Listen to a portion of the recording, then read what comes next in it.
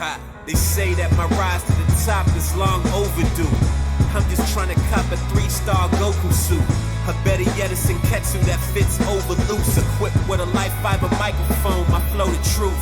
Don't let these haters rule over you like the student council. Cause if they see you making moves, then they'll never doubt you.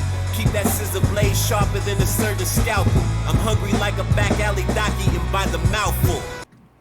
Hello everyone, and welcome back to Let's Pull the Trigger on a podcast. The podcast where everyone is... on the school newspaper? On the school newspaper, we're on the school newspaper.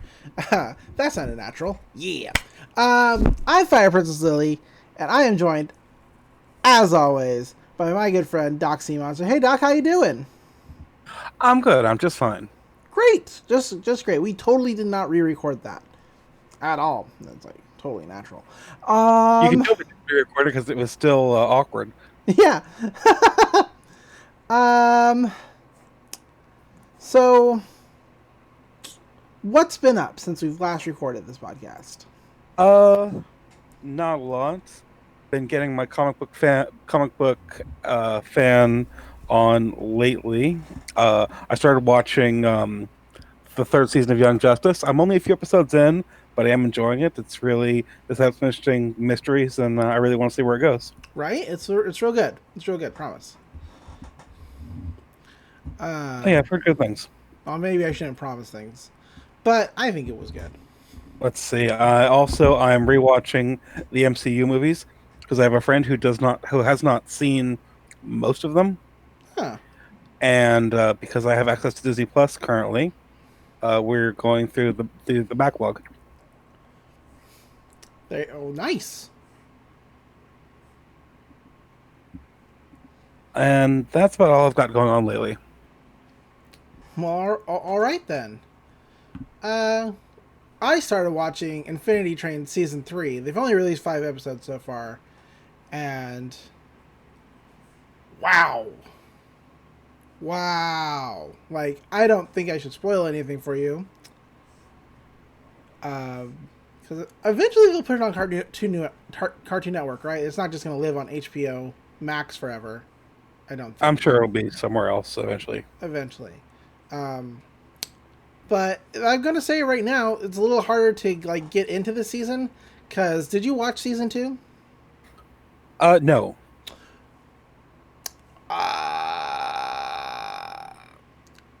Season 3 follows 2 assholes from Season 2.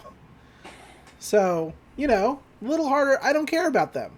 Like, I actively don't want them to, like, succeed. I really want one to just kind of, like, fall off the train and die. Like, that's where I'm at right now. 5 episodes in. It's going hard. At least maybe one of them is leaning towards some kind of, like, redemption, but we will fucking see. What else is going on? We already talked about the end of Teenage Mutant Ninja Turtles Rise, like, I think last week. So I don't need to go into that again. Everybody should watch it. Oh! Speaking of animation and animation-related things, the website Kiss Anime has shut down permanently.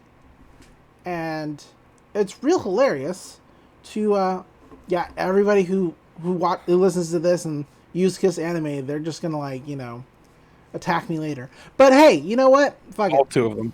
All 2 of them. And really, I'm not making fun of everybody who use Kiss Anime because I get that, not everybody has money for, like, Crunchyroll and stuff. I get that.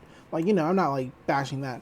I'm more making fun of the people who are like, I can't believe I have to go somewhere else to, like, get non-shitty Crunchyroll subs. Hey, buddy! Where do you think Kiss Anime got their subs from? And their dubs? Where do you think they get it from? Do you think they just, like, appear out of the ether on that site? Think Kiss... No. Stolen straight from Crunchyroll and Funimation. Like you were just watching what we were watching. I mean, you were watching for free, so I guess points to you. But at the same time, I was watching understanding who I was watching from, so points to me. Like, I mean, I've seen some people point out that, Kiss Anime has also used subs from Horrible Subs, but guys, guess where Horrible Subs get their subs from? It's Crunchyroll. It's just Crunchyroll. It's what it is. No matter where you go, Crunchyroll, Funimation, those Viz Media, they're gonna have the fastest access to the subs. That's just fact. And so everybody else is going to take from them. Don't be dumb. I mean, you can't help it, but try. People still mad because, quote unquote, they're adding things to the subs that aren't in their original Japanese translation. But really, if you really break down original Japanese translations, the things you claim that they're adding to are actually more explicit. Like, this reminds me of my post on Twitter about Pokemon saying trans rights, and people were like, well, that's just the localized whatever, blah, blah, blah. It's about the woman in Lumia City who's like, I used to be a black belt.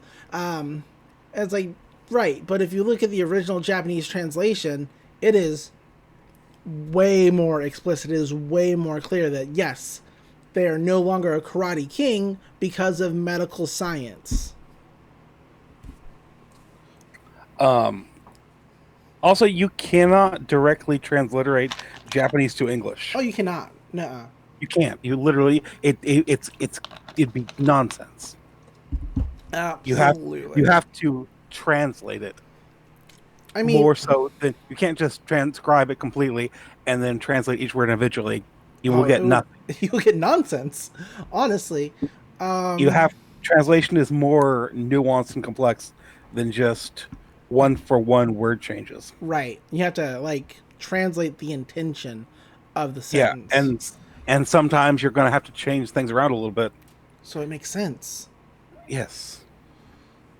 But people are dumb. What else? What else happened this week? Wrestling happened this week. Orange Cassidy beat Chris Jericho in a match. It was an interesting match. I mean, I like Chris. I like Orange Cassidy, so I'm happy for him. I don't know if it's just the heat of Jacksonville, Florida. I imagine it's just the heat and the humidity of Jacksonville, Florida. But Chris Jericho looked blown out by the end of that match, and it was like a 10-minute match or so, maybe like 12 minutes. Which isn't Chris Jericho in his 50s? Yeah, Chris Jericho's in his 50s. I get that wrestlers feature for long times, especially they have comebacks and stuff. But that wears down on your body eventually. Well, yeah, no. I'm not saying all that. But he did not sell the dragon screws that Orange Cassidy did very well. You don't fall straight to your back from a dragon screw. You kind of fall off to the side. You're getting screwed over. What I mean by that is there's a twist to it, so you're getting twisted in a certain way. And straight back, that's just not very good. But I don't know I know that the temperature in Jacksonville, when they're recording, is still in the upper 90s, and it's Florida, so there's a lot of fucking humidity. So I get it. I don't wrestle because I'm not physically fit enough to do it, and I'm not crazy. But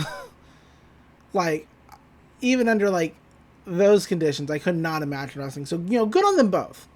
The women's champion Hikaru Shida for AEW got to have a 2-minute match on TV on a 2-hour program.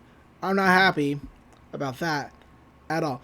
From entrance to her one-line promo at the end of her match, 4 minutes. 4 whole minutes for women on a 2-hour program. But at least the finals for their tag tournament are going to be on Dynamite next week. So see how long they give them for that. And I'm really hoping it's not the Nightmare Sisters versus Tay J. Because no, they shouldn't go over more established women's teams. And they're both wrestling more established women's teams. So I'm not going to be happy. I'm not going to be happy because it's what's going to happen.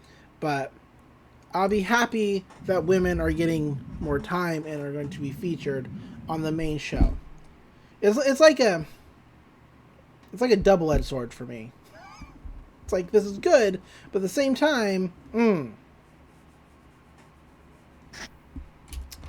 But speaking of wrestling, I discovered some awesome news today. Real great. What's that? I am blocked by Jim Cornette.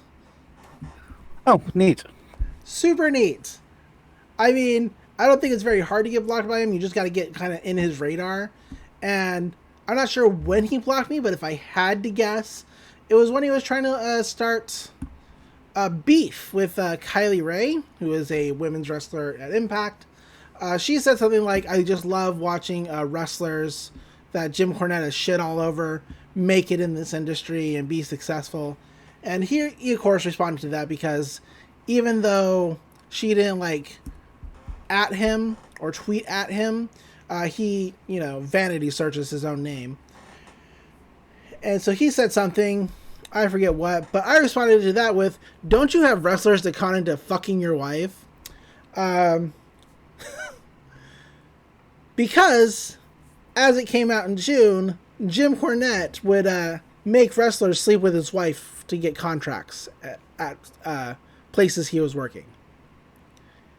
Because he's a real shitbag. So, See. So if I had to guess, if I really had to guess, I imagine that's when I was blocked. I just went to look today because Joey Janela made a post that kind of alludes to Jim Cornette having been suspended. But I'll never know. So it doesn't matter because I'm happy to be blocked. Yeah. Let's see, is there anything else to talk about? Oh, I guess people would expect me to talk about Excalibur because I haven't talked about Excalibur the last 3 times we recorded. Because Excalibur hasn't been on TV. He's one of the announcers for AEW. He's been off TV because somebody brought up a video of him saying the N-word not once, but twice. Back in 2007, 2008. And the reason I'm not bringing it up, or haven't brought it up, but I am bringing it up now just to say why I haven't, is that video is old, one, which, I mean, that wouldn't excuse it, right? Obviously that wouldn't excuse it, but he's apologized for it before, wholeheartedly. He wasn't trying to hide it. Everybody knew about it. It was just brought up, of course, because people are speaking out about, abuse and such in wrestling. But secondly, the person he said it to, who is a black man, told him to say it to him. Now, he shouldn't have said it anyway, of course, because it was 2007. I don't care if you're being the heel, Ed, or whatever. It's not good. It's not good. It's not good to say that word, even if you're being given permission by somebody. Yeah, you can say it to me for this promo and never again. I would still not say it because it's just asking for trouble, which he got in. So that's why I haven't talked about it, because he asked to be taken off TV while everybody was mad about it, even though he's already apologized and, said that it was a dumb thing that he shouldn't have done, even with permission, etc., blah, blah, blah. Because it's already been covered by him. So, yeah, that's it. I think that's all I have to talk about this week. That isn't Kill a Kill. You want to talk about Kill a Kill? Trying to think. Yeah. Let's talk about Kill la Kill. This week we watched episode 13, Crazy for You. What's really weird to me about Netflix is that it says season 1, episode 13. There's not a season 2 for Kill la Kill. I kind of understand why they have to do that. They do it for everything. But I think that if there's only one season, you don't have to put season 1 in front of this. I think that's just defaults in the system. Probably. Because like there's not like a specific person who wrote in Kill la Kill season 1. Probably not.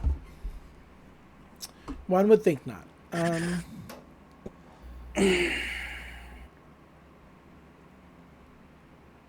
Anyway, we start out on a title card that reads Honnouji Academy, Naturals Election, King of the Hill Battle Final, and now.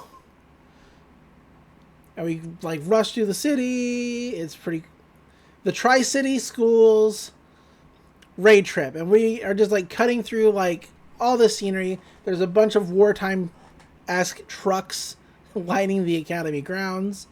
And then we're inside the Elite Four room for the Tri-City School Raid Trip strategy meeting, which it turns out that the strategy is just go beat some ass. Honestly. But just go kick some ass. Just go kick some ass. They're going over their plan, basically, for the Tri-City raid. Starting with Sagayama, who's like the athletic community squads 1 through 11. Their preparations are complete. They're assigning to Osaka. Nana's like the non-athletic committee squads 1 through 18. Preparations, those are complete. We're assigned to Kyoto. And Gamagori says the disciplinary committee is more than sufficient for the Kobe raid trip brigade. So he's going to Kobe.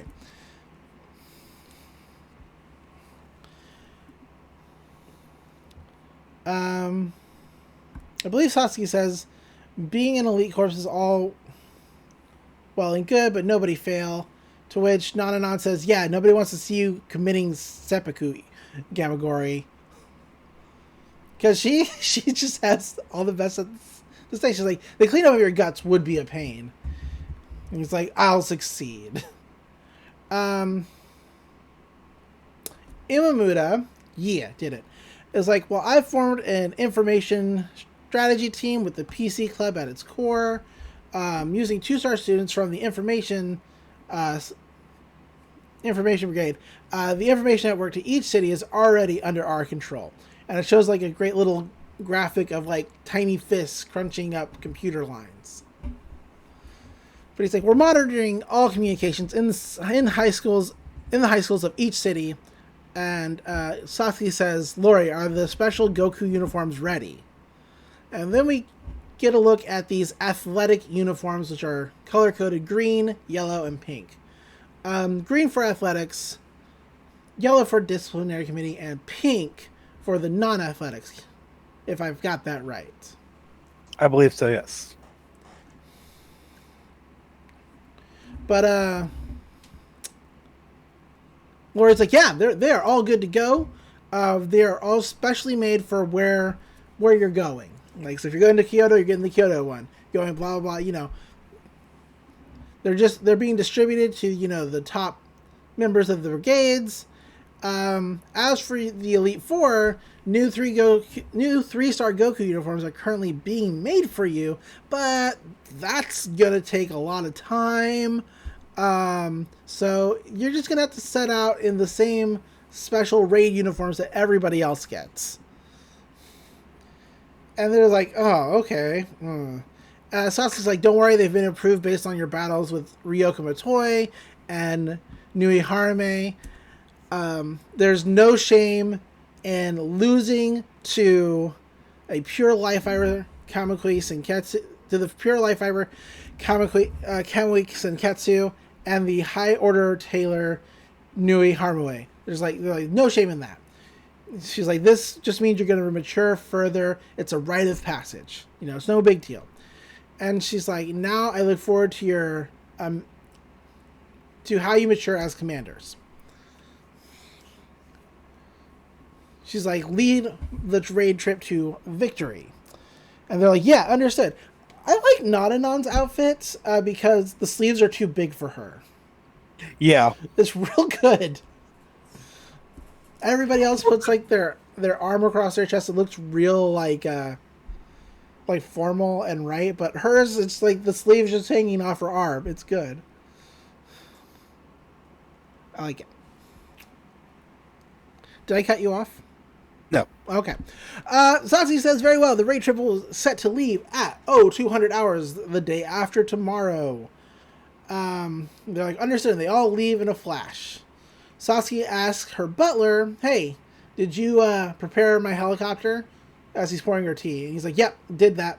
And she's like, awesome. Because Satsuki is going on a trip. That's when we get the title card, episode 13, Crazy for You. And we're going to skip the intro. Boof. Still a good intro.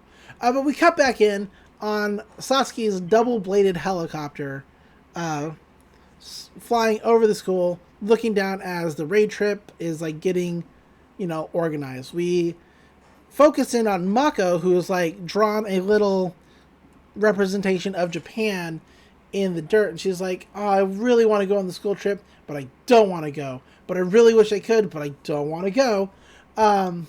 Mitsusugi is like, damn, women are fickle. And Mako's like, yeah, right? It's like, it's not like being asked if you want to go somewhere makes you want to go. But, I really would like to go to Kyoto. And Mitsusugi's like, so you students that aren't like, star students aren't being allowed on the school raid trip, huh? And Mako's like, no, of course we're not. She's like, it's because it's practically a war. And she's like, I hate fighting, but it's a free trip and I really want to go. If you can go somewhere for free, you want to go, right? And then she starts pointing out, Kyoto, Kobe, and Osaka on her little representation of Japan, but she is like pointing to all crazy places on her map. To which even Mitsusugi's like, you got all of those wrong. That's terrible. It's no good. And so he points out the right places. He's like, here's Kyoto, Kobe's there, and there's Osaka. And they're like, not necessarily too far away from each other. I don't know how big Japan actually is as a country, and like how the mileage between those cities works, and how close they are together. So they seem pretty close. They seem, I don't want to say they're like Fort Worth, Dallas close, but they seem like sort of Austin, San Marcos, San Antonio close. Does that make sense? Yeah. Yeah. Okay. Anybody who hasn't lived in Texas has no idea. Anyway. But Mako's like, whoa, really? They're all that close together? She's like, and Mitsu's like, yeah, they're all in the Kansai area. I'm really surprised you got to high school with your level of education. And he's like, anyway, do you know where Ryoko is? And Mako's like, Ryoko is suddenly allergic to wearing her uniform. After she snapped and went on a rampage at school, she just got all mopey, and she won't come back to school for some reason. She doesn't even try to put on her senketsu. And Mitsu's like, I see. This is when a new person walks up, and I've really only ever watched Kill la Kill through in its entirety once, so there are things that I forget that when I'm watching it back and it happens, I'm like, oh right, that happened. This right here, what's gonna happen in the episode, the minute that this mug shows up, I'm like, oh wait, I know exactly who this is and what's going on. Anyway, new person shows up. It surprised me the first time I watched it. Oh, yeah. The first time I watched it, absolutely surprised. But rewatching it's very interesting on the rewatch. Rewatching it for the second time, even though I've forgotten things previously that have to be revealed to me upon rewatching, like I was like, oh right, this is what happens. Look at that face. I mean, the facial structure is different. It's just anyway.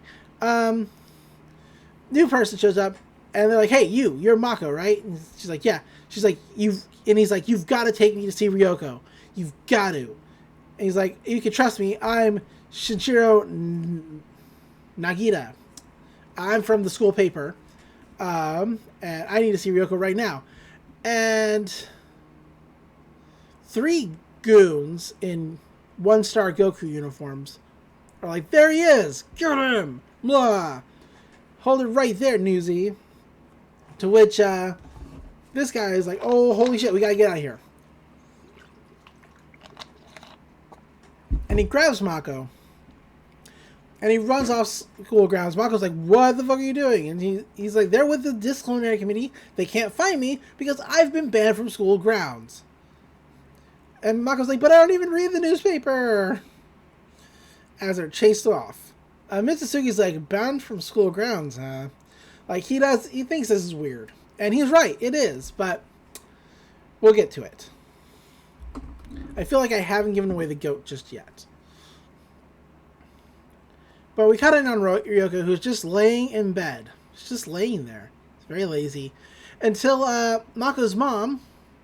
Does she have a name? Or is she just Mako's mom? I have looked up her name, and her name's only said like 2 times in the entire show, so I can never quite remember it. I want to say it starts with an M, but I know that's not right. Is that not right? It feels like it would be. Mako's mom shows up, and she's got a big old bowl. Sakuya. Really? Yeah. Sakuya. Doesn't seem like a Sakuya. No. Like I know what a Sakuya looks like. Anyway, big plate of croquettes. Big old, this is just piled on through. And They piled as big as Ryoko is. Yeah. And she's like, here, this is for you. And Ryoko's like, what is it? She's like, it's my special croquettes made from finely chopped mysterious ingredients. It'll fill you with vim and vigor. She's like, I made it with, they're finely chopped, and once you eat them, you'll get right back on your feet. Mataro and the others had some earlier, see? And she opens the window, and we see Mako's father, and Guts the dog just running around in circles, eating croquettes. It's meth. She made it with meth, or at least crack cocaine.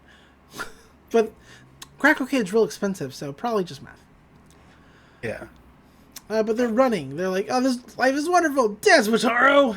And he's like, I'm twirling around, Dad. Around and round and round. And they start, like, spinning and turning into, like, just yellow lumps. And they're like, spin, spin, spin until you turn into butter. Oh, hey, we really turned into butter. Like, and Ryoko, who looks, she's just a little cheered up by this. Because she really likes this family and their antics. I'm sorry, but I'm caught up on the concept of Mako's family, like selling meth on the side. and just the whole series, there's some Breaking Bad shit going on off screen that we don't get to see. I'm sorry, that's too funny. It's pretty good. Ryoko, who does look a little cheered up, she's like, I think those might be a bit dangerous. Don't do meth, kids. Yeah. Mako's mom says, anyway, eat some, get your body moving, and sweat it out. Do that, and all the bad things bottled up in your heart will flow right out of you. We kind of get to see where Mako gets her inspirational speeches from. Ryoko does thank her, but as soon as Mako's mom leaves the room, she looks sullen again. She's just real disappointed in herself for losing control. She's like, I couldn't hold in my rage. All I wanted to do was kill Nui, even if I had to destroy everything to do it. She's like, Senketsu, is it safe for me to even wear you? To which, I've already forgotten this guy's name. Sumugu? The Mohawk guy. No. The newspaper Oh, guy. Narita. Narita shows up and says, please do. And Ryoko's like, what the hell? And he busts inside the house. He's like, put it on. And Mako's like, hey, Mom, I brought a friend. Oh, he's already inside the house. It's really good. And Mako's like, welcome. Anyway, we cut to Ryoko and Mako looking at the newspaper. Mako's like, and what do we have here? It says we are not blankety blank blanks. What does that even mean? It's like, that's all kinds of incomprehensible. And this guy's like, hey, just read the kanji too, okay? He's like, Setsuki Kirin is trying to, like, control Japan through, like, her parents' company. She's turning the academy students into soldiers, and I couldn't just let that happen. So, and he's, like, drinking green tea real hard and slamming the cup down. He's like, but the school paper was objected to by the disciplinary committee censor. I couldn't publish this, and I was unable to distribute it, to students because I couldn't publish it. So I just showed how useless I am. And Michael's like, Nagita says he's gotten on the student council's bad side, and he's been banned from the school grounds ever since. He slams his fist down and says, there's no freedom of the press, or, at the school grounds. There isn't a single person who stands up to the Kirin. Or I thought, but you're different, Ryoko. You defeated the Elite Four all by yourself and struck fear to even Satsuki Kirin. You're the revolutionary of Honoji Academy. I can fight too, if only you lead the way. Ryoko's like, you're gonna have to fight by yourself then. I'm not fighting because I want to. Just go home. Beat it. Everybody's shocked and stunned. To which this guy says, then what are you fighting for then? Ryoko doesn't have an answer. She doesn't know.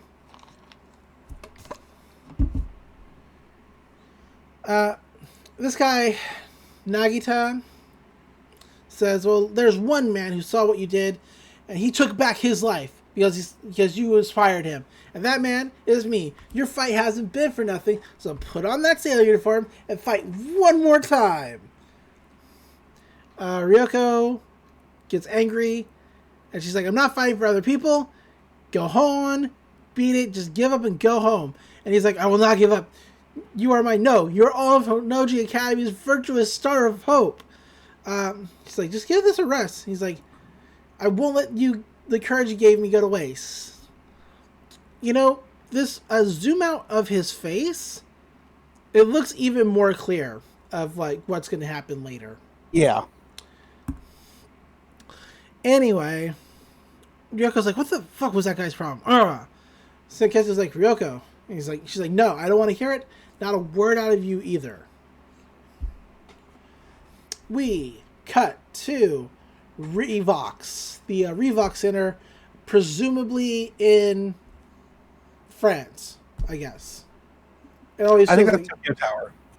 Well, I mean, could be, but they were in France previously. Because characters go between the Kiryuin's headquarters, or like the Revox headquarters, and Honoji in a matter of like hours over the course of the series. Yeah, but it's also anime. I guess. I feel like they said they were in Paris like the last time. Maybe. Anyway, and she's also using French later. Yeah, she just does that to be dramatic. Probably. Anyway, it's the Revox Auditorium. And there are a bunch of just bald guys with mustaches and suits and sunglasses and a rainbow that like swirls on past everybody. And it goes all the way up to the top of the building to become just a bright light. And this bright light says, I put this question to you, gentlemen. What is clothing? To which everybody responds, clothing is sin. Man's original sin. And it's like, yep, that is right. Oh, I guess it was an elevator.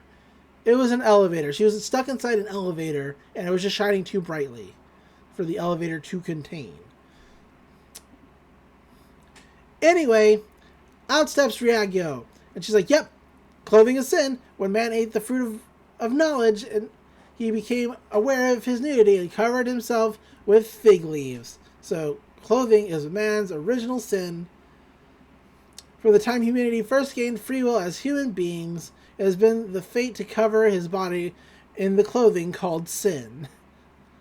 So yeah, we get kind of a second introduction to Ragyo, and we see a bit more of what her deal is. Yeah. It's very culty. Yeah. She's like, clothing made by Revox is sold in 90% of the world's countries. and controls an overwhelming share of the market. And why is that? Because we alone know that man sinned and created clothing for clothing's sake. She's like, so I put the question to you again. What is clothing? To which Satsuki steps out. She's like, clothing is the world. The grand will that binds the heavens and earth and mankind, covering all. And Ragyo just looks super pleased with this answer. Of course she does.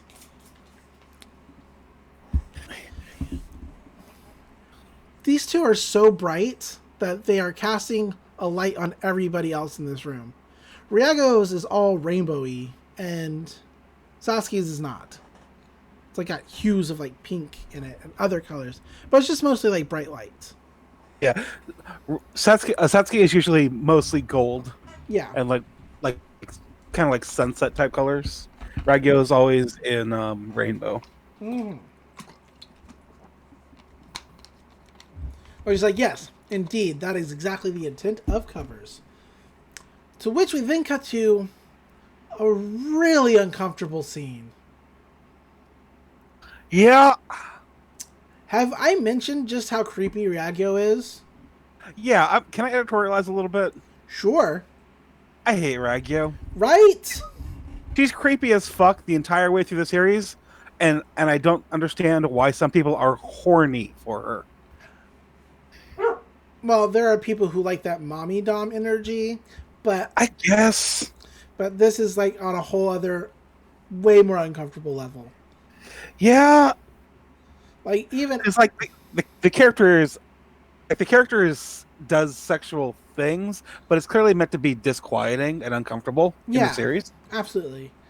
For as much stuff in the series is horny, the things related to Ragyo are meant to be disquieting. Yeah, they're meant to be upsetting, and they are. They are. Ragyo is like, how does your Kamui feel on you? The whole time she's talking to Satsuki, she is just feeling this girl up. And I would like you to remember, as a listener, who maybe hasn't seen the show, or is maybe even watching the show for the first time, Satsuki is her daughter. This is not how you check for how clothing fits on your child. And later, it will get worse. It really does. It really does. But she's like, yeah. I believe that is the point that our mutual friend stopped watching the series. Probably. I don't blame them. If it wasn't this, it was that. This is so bad. She's like, it's real powerful, right? You wear it well. And she's like, thanks. But they pull up the video of Ryoko going out of control. And she's like, and Ragyo's like, is this what brings you here today? This Kamui Senketsu, huh? She says, La vie est drôle, which they'll translate later for us. Something like life is like life is anyway, it doesn't matter. They'll translate it later. It's not one of those of life is funny. Yeah. She's like, I've already read that incident report, and no, I'm sorry. Satsuki's like, I already sent in that incident report, and I said that I would handle things my own way. And to which Ragyo says, yeah, of course. Matters of use should be settled, Kamui to Kamui. That's a fine thing. And Satsuki's like, then why was the high order tailor sent to my academy? What the fuck's up with that? To which Ragyo's like, high order tailor? Oh, you mean Nui? I had no choice. Not even a CEO can rein in the whims of an artiste. And Satsuki's like, fine. But if something should interfere with my plan, I will deal with them under my own discretion. And she's like, yeah, whatever. Do whatever you want. As long as you continue to act as a child of covers, the world will remain your ally. And then Satsuki's like, fine, then I'll set out on my Tri-City raid trip tomorrow. And Ryago says, I've read the report. How many days is that going to take? To which Satsuki's like, 1 day. 1 day's cool. I'll do it in the afternoon. Pick up milk on the way home. Get that knocked right out. Just knock that out. But she's like, but with this, Hinoji Academy will rule over all academies in the country, and that'll be complete. Revox uniforms will be supplied to every academy in Japan. and naked apes lurking behind the students will be dragged out into the open. By the way, there's a lot of title cards going around on this. It just seems out of place. Like, we have a big one that says Naked Apes. Not necessary. Well, Naked Apes. Well, we know what Naked Apes is. Yeah, it's a reference to nudist speech. No, Naked Apes is what the Beastmen called humans in Gurren Lagann. Ah. So it pops up in this series a few times, and it's always a callback to Gurren Lagann. Gotcha.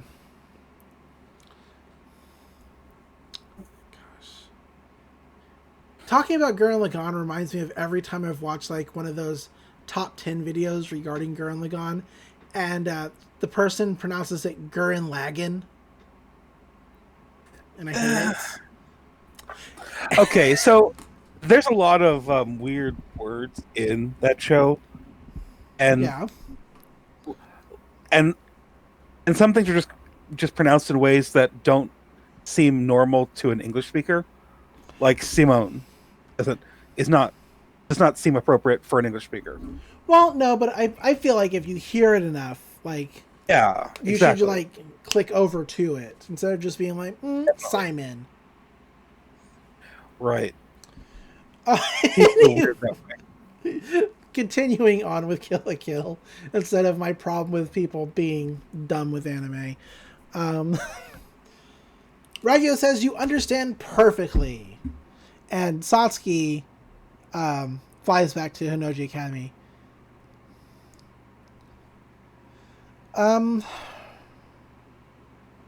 Let's see. There's a conversation between Ragyo and her assistant as we're watching Satsuki fly back.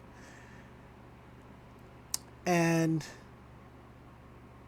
it's like, you say the Kansai region for last for what reason? And Ragyo says, for my daughter. She's like,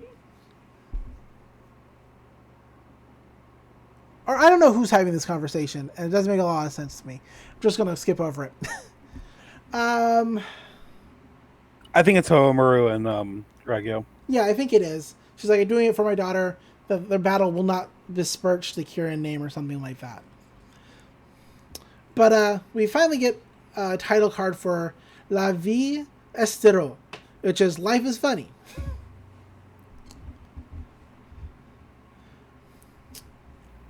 Which is what is stuck on Satsuki's mind. She's like, it is, and it's about to get even more amusing. As we cut Ominous. Ominous indeed. As we cut in Ragyo watching the helicopter fly away.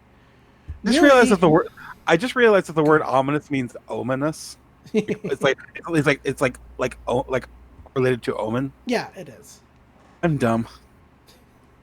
Nui's like, well, I'm off to go do things my own way because it's Nui. I like Nui. Ragyo's like, I suggest you be careful not to anger my daughter because if you do, it's at your own peril. What were you about to say? I'm sorry. I said I like Nui. She's fun. Yeah, she is fun. Nui's like, fine by me. Doing that will get us to see her go all out. And isn't that something you've been wanting to see yourself, Lady Ragyo? Which she makes a really creepy smile. We don't like Ragyo here. No. We do not stand. Do not stand. We do not stand. God, I really. Ugh. Anyway, we cut back into to Mitsusuki, and he's talking with the motorcycle guy. She's like, "These are the forces that Hinoji Academy is committing. I've also sent this data to HQ." To which the Mohawk guy says, "So they're finally going to do an all-out assault, huh? But thanks to your investigation, we have a tool we can use." It bums me out that we might have to take on that monster girl, though. To which Mitsusuki says, "It's a rare thing to hear you complain." To which he says, "But we have no choice. We have to do this, even if it means becoming a naked nudist." Mitsusuki says, "I'll join you as soon as I deal with my own little problems here." Of course, Mitsusuki is looking up this newspaper guy, whose name I can't keep in my head. Arida. Come on, he's such an important character. Such an important character. But he's like, he really is suspended indefinitely. It's just like you said, but there's something weird about this kid. That's when we cut over to this guy, this newspaper guy. He's like, "Good morning, Mako." He's like, and she's like, "Oh, Nagita, is it okay for you to be at school?" He's like, But he's like, so Ryoko stayed at home because they're walking through the academy now. And Mako's like, yeah, she and her sailor uniform were staring at each other down all day today. And he's like, I see. Well, then we have no other choice but to do this for ourselves. And Mako's like, what are you doing? And he's like, please tell Matoy that I'm through running. And he starts using a megaphone to scream at the students. He's like, students in attendance, have an educated, lend me your ears. Do you not see that there's something wrong with how this academy is run? Obeying Satsuki Kirin's every word and then putting on a Goku uniform and fighting? Don't you think that's wrong? Go on, Mako. Start handing out those newspapers. She freaks out and starts throwing them around. He's like, schoolmates, let's take back this academy together.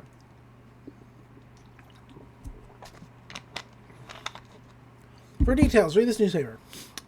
But that's when those three goons start running up against. They're like, stop it, you two. And he's like, oh no, run, Mako. And he gets into like a fight with them. And she's like, Nagita, don't be a hero. Just run. He's like, never. I refuse to be a coward any longer. I will resist till my last breath. And then he like jumps over the wall and runs away. To which the three chase after him, like, run it, get him. Rah. Mako doesn't get the chance to run away. Because Gamgore is like, what are you doing? You know what? Normally we'd throw you into solitary confinement for a whole month. But we got shit to be doing. So instead, you're going to be helping us gear up for this raid. And you're going to go with us. 1 month in the timeout chamber. And Mako's like, what? I don't want to do this. But she does. We cut over to Mako's family staring in on Ryoko. She's staring at Senketsu. And Senketsu says, are you afraid of me, Ryoko? To which Ryoko says, no, I'm afraid of myself. You were crying and begging me, not to like control myself, and I couldn't. And I pulled you into my own like blood-filled rage and my own crap that you shouldn't have been a part of. She's like, I could even tell then how bitter your tears were as you were crying. But in spite of that, I couldn't stop myself. If Mako hadn't shown up, I don't know what would have happened. And then we cut in on a scene of Mako hugging Ryoko in her berserker uniform. It's very straight. Extremely heterosexual.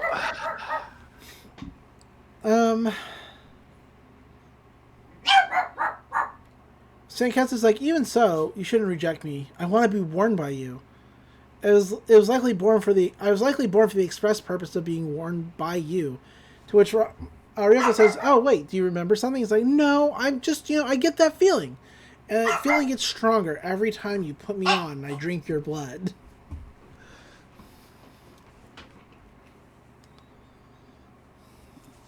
Ryoko has a silent moment until Nagita shows up and says, save me!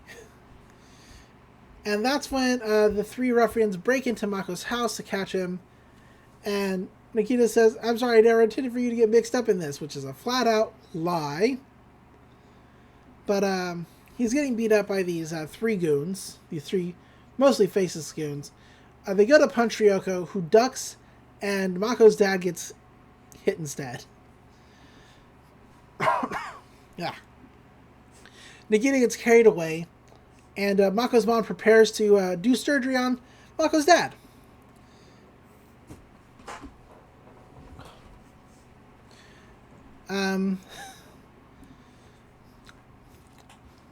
Motaro's like, do you know how to do that? And she's like, hey, there's a first time for everything.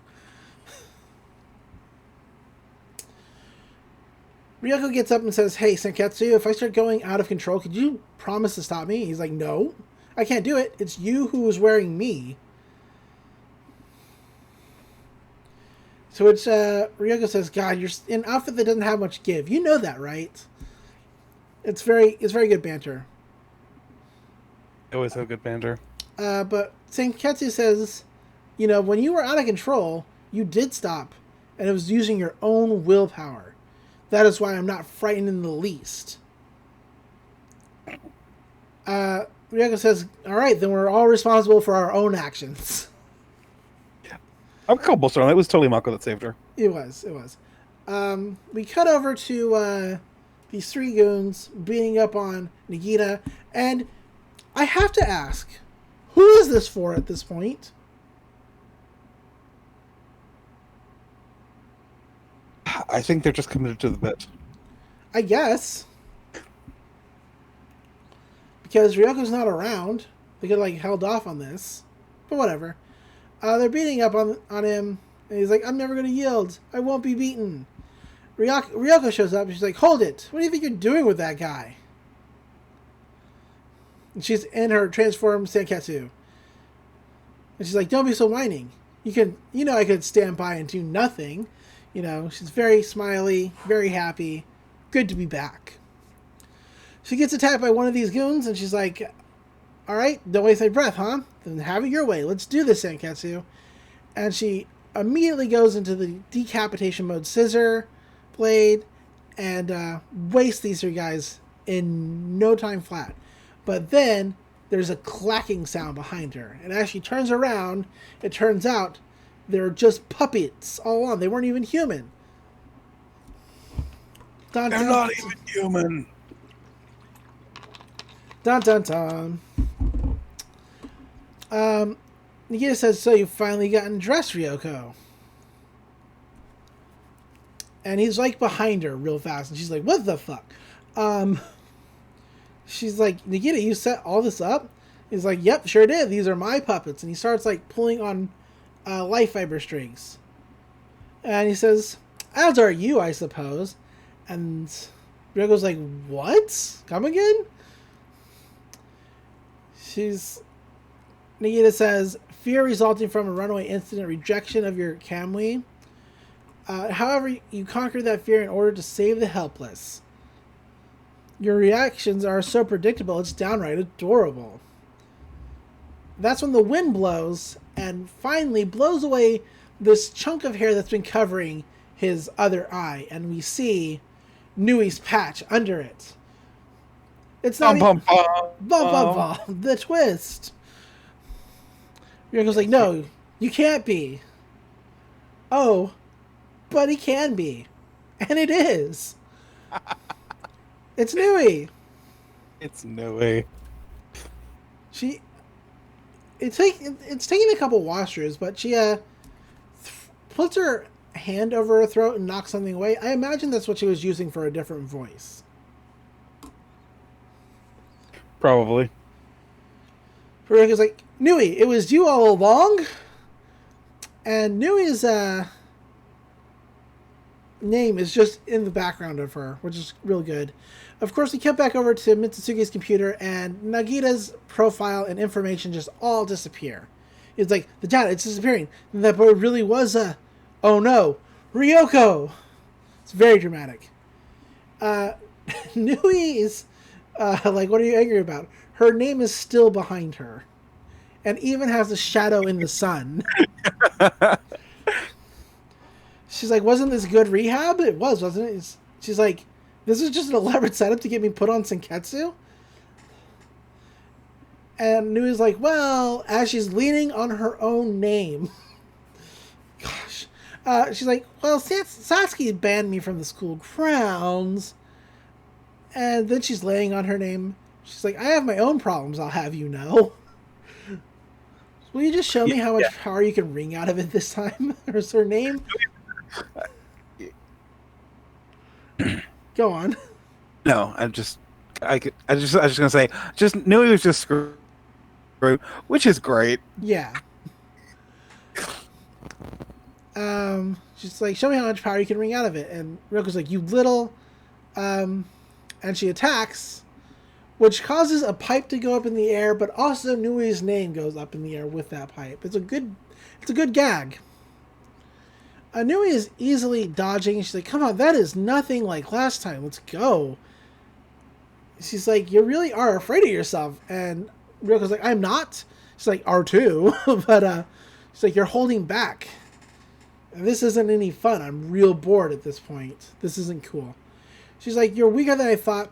I'm bored. And she just goes in and attacks Ryoko, like, real hard. And she's like, it's all over.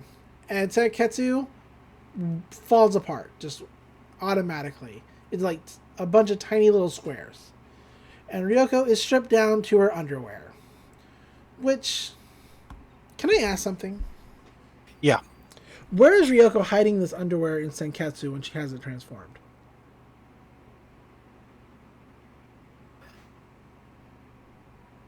I'm not saying I want to see Ryoko naked. I'm just saying, in terms of suspending my disbelief, this doesn't work.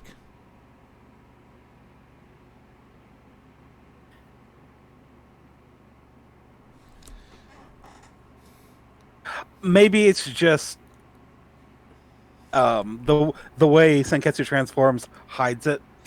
I guess. Because she can't just be going commando all the time. Right. But Nui says... See scenes... Well, no, we see scenes where, like in the first episode with the gun guy, when Senketsu jumps off of Ryoko, she's wearing her underwear right then. Yeah, I know, and I should have asked about this then. I think it's just artistic license that she still has it on, or like, you don't see it when Senketsu's transformed. This is also like, you could maybe call it a plot hole because it's never really explained, but it's such a minor thing. It's not really a plot hole. It's a CinemaSins plot hole. Right, of course. Nui says, you don't have what it takes to wear a kamui. You can go and join your father, because she's about to just, like, murder Ryoko. And that's when a bright, shining light appears behind Nui, and who could it be other than Satsuki? Which stops Nui from what she's doing. And she's like, oh, you've already figured it out. What were you saying? Now, a better plot hole would be how did Satsuki get exactly here at exactly the right time? That's a bit more unexplained.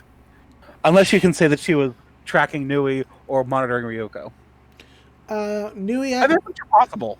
Yeah, it's Satsuki ex machina. But Satsuki's like, why are you here? And Nui's like, are you mad? And oh wait, 1 second, pausing for one moment.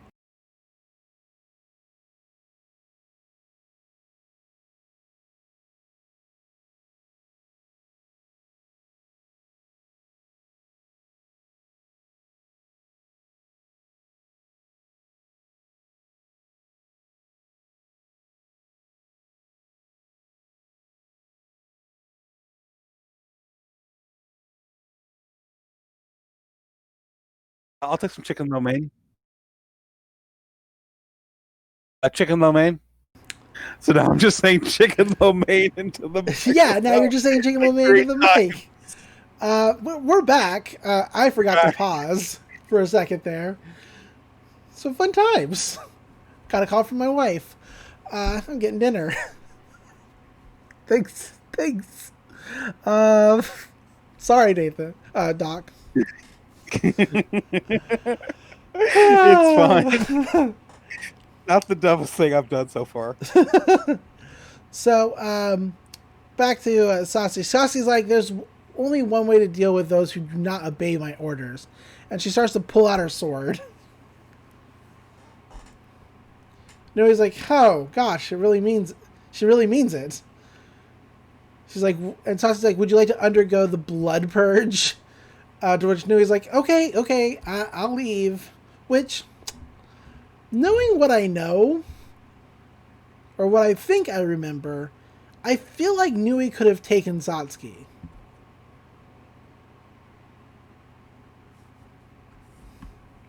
It's just a feeling that I get. Maybe I'm wrong.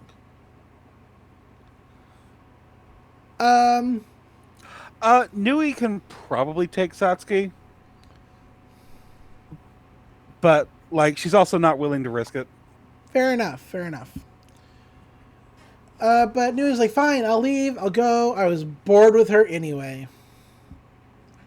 She disappears, and Satsuki puts her sword away. She turns to look at Ryoko, and she's like, pathetic. Oh, she says how disgraceful, but it's got that real pathetic memes vibe.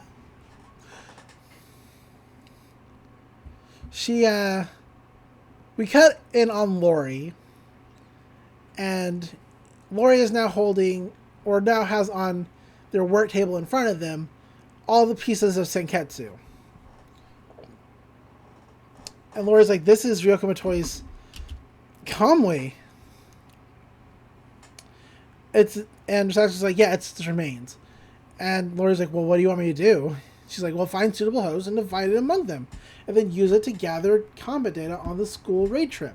Lori's like, yeah, okay, that makes sense.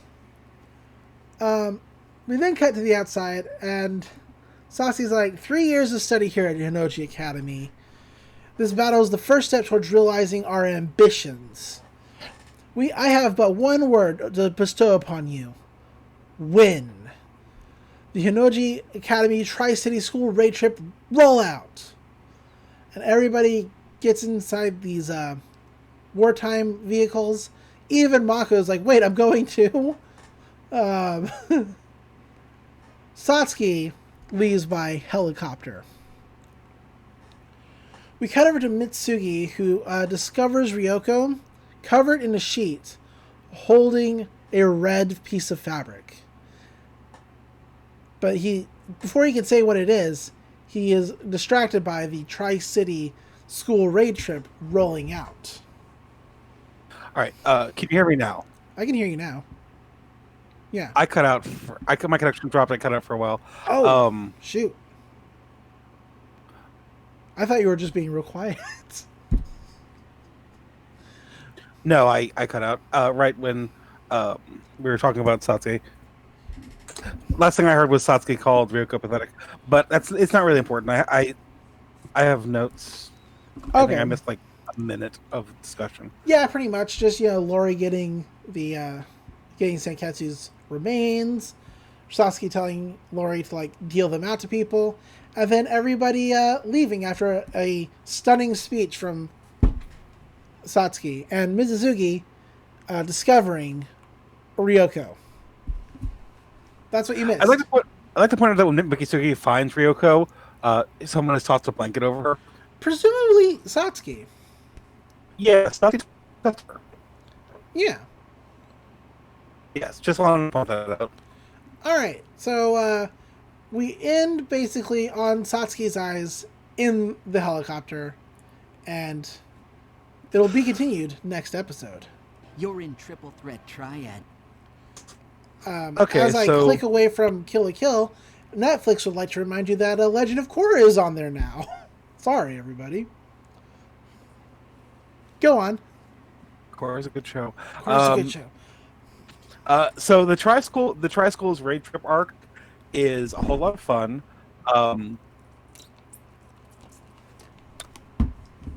It might be my favorite part of the series, but it's hard to say what part my favorite because I like the whole thing.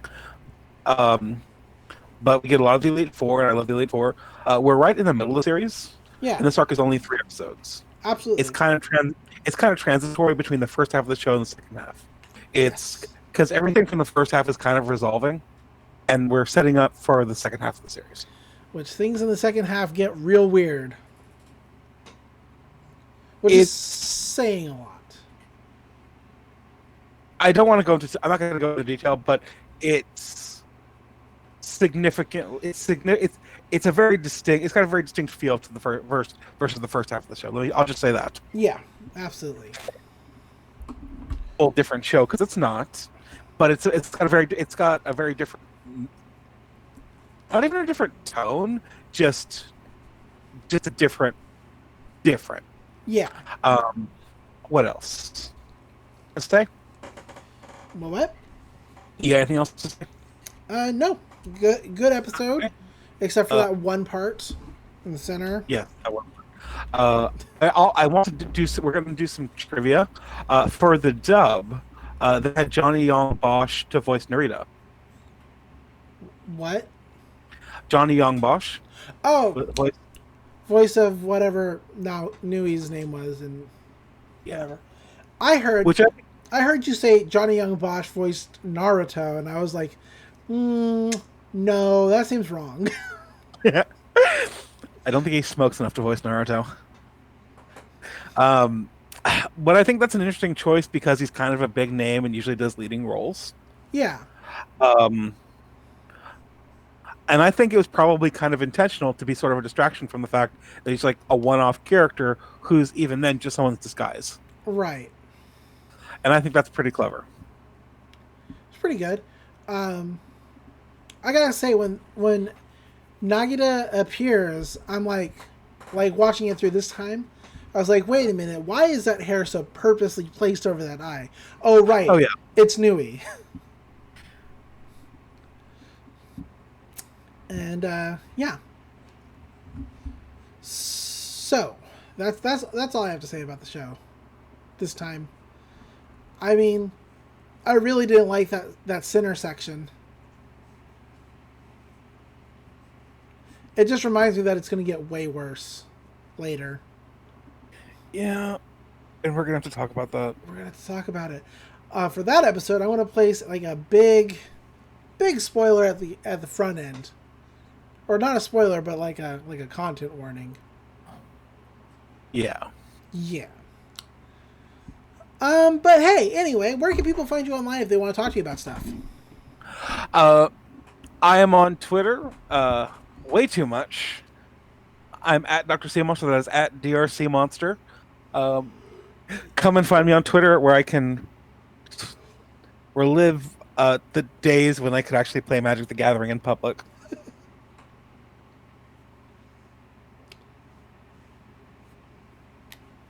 Hello? Yeah, I'm still here.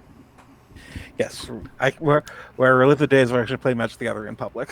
Right. And I don't randomly, and I promise, I very rarely randomly shout chicken low main. I mean, he can't promise that too much. You can find me, as always, on Twitter at DatFirePrincess, spelled D-A-T. You can find me on the numerous podcasts I do, and just places online. If you just search Fire Princess, you'll probably find me. Why? Because I'm the biggest Avatar fan on the planet, and I will stand by that. And the only reason they didn't invite me to that game show is because they knew I would smoke the competition and it wouldn't be any fun for anybody. So, beating y'all. Did you just say beat me off? No, I said I'd beat you all. Okay. I was wondering. Gosh, no. Yeah. My trash talk has gotten much better since I've started watching wrestling again. Fair. Anyway, until next time, don't lose your way. Don't lose your way. Bye.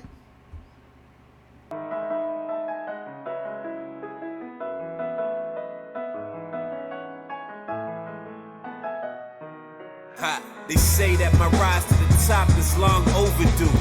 I'm just trying to cop a 3-star Goku suit. A better yet, a Senketsu that fits over loose. Equipped with a light fiber microphone, my flow the truth. Don't let these haters rule over you like the student council. Cause if they see you making moves, then they'll never doubt you. Keep that scissor blade sharper than a surgeon's scalpel. I'm hungry like a back alley doc eating by the mouthful.